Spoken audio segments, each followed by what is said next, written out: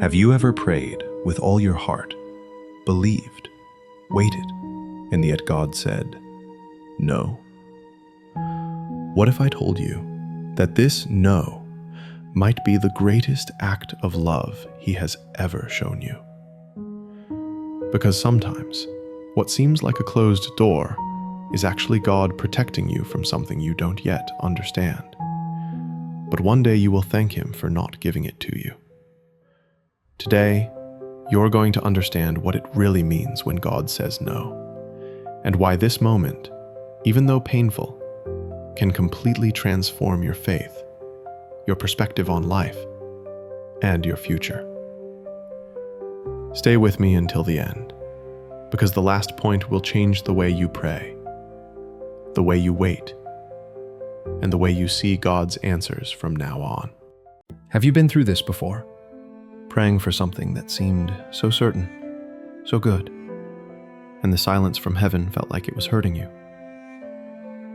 Maybe it was that relationship that ended without explanation, or a job that seemed perfect but never happened, or a dream that was about to come true but suddenly fell apart, and you thought, Lord, why? I just wanted to do good. I just wanted this to work out. I understand. And you know what? God understands even more. He knows every detail of your life and every desire of your heart. Now, I want to show you 3 spiritual truths about when God says no, and each one will help you see what is really happening in the unseen. But before that, I want you to understand something very important. God's no is never by chance. He never closes a door without purpose. He never fails to answer by mistake.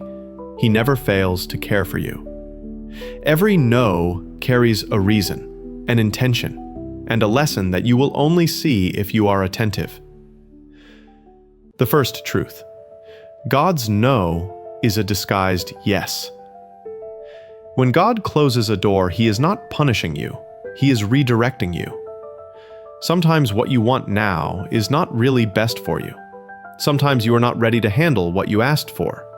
And other times, what you think is right may actually take you away from God's perfect plan. Sometimes today's no is tomorrow's yes, just along another path, safer, more just, more aligned with who you need to become. Think about Joseph from the Bible. He was thrown into a pit, sold as a slave, unjustly imprisoned. It seemed like rejection. But that apparent no, that closed door, led him directly to the palace, to the place of authority and purpose God had prepared for him. God never says no without purpose. He only says no when He is preparing something better. So, if He closed a door in your life, be sure, the one that comes next will be the right one, and you will look back and thank Him for not letting you take the wrong path.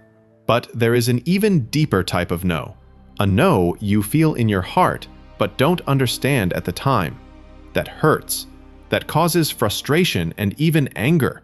The second truth: God's no is invisible protection.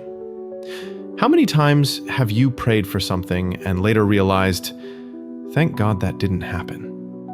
Sometimes what seems like a loss, a rejection, or a failure was actually God saving you from something that could have deeply hurt you. God sees what you cannot see. He knows the situations you cannot imagine, the people who could harm you, the paths that seem good but would lead to destruction. God's no often saves you from a pain that would destroy something inside you. It's like a father pulling his child away from the edge of a cliff. The child may cry, may not understand, may even feel unfairly treated, but the father knows what he is saving. And perhaps your no right now is exactly that. Silent, invisible protection that you will only see later. And when you see it, you will thank God for every tear you shed, because it kept you on the right path. And there is still a no that reveals the most mature level of faith. The third truth: God's no is an invitation to trust more. The greatest test of faith is not believing when God says yes. It's staying firm when He says no. Because true faith is not believing that God will do what you want. It's trusting that He knows what is best, even when it hurts, even when it doesn't make sense, even when it seems impossible. Jesus in Gethsemane prayed, "Father, if possible, take this cup from me." And heaven said no. And it was exactly that no that saved the entire world. When God says no, He is saying, "Child, trust me. I am still in control.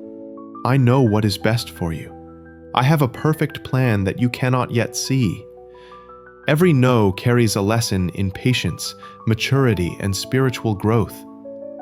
It teaches you to trust, not in circumstances, but in who God is, the one who sustains you. And here is the most powerful point of all. God's no is never the end. It is the beginning of something greater. Every no is an opportunity for transformation, for maturity, for alignment with the perfect plan. It's the no that prepares you for what you are not yet ready to receive, but that will be extraordinary. It's the no that matures you, that teaches resilience, patience, and true faith. And when you finally understand this, the no stops being frustration and becomes proof of God's immense love. So, if God told you no today, breathe. He didn't reject you. He redirected you. Every tear, every frustration, every waiting period has a higher purpose that you will discover. God's no is the soil where true faith grows. Keep trusting, even when you don't understand, even when you are alone, even when the pain seems too great. Because the story He is writing is greater than what you asked for. Today's no is tomorrow's amen. It is preparation for miracles that are yet to come. If this message touched your heart, remember, God's no is just the beginning of the miracle He will still show you. So don't give up on prayer, don't doubt love, and don't lose hope. True faith is built in silence, in waiting, and in absolute trust. Now tell me in the comments, what was the no from God that taught you the most in life?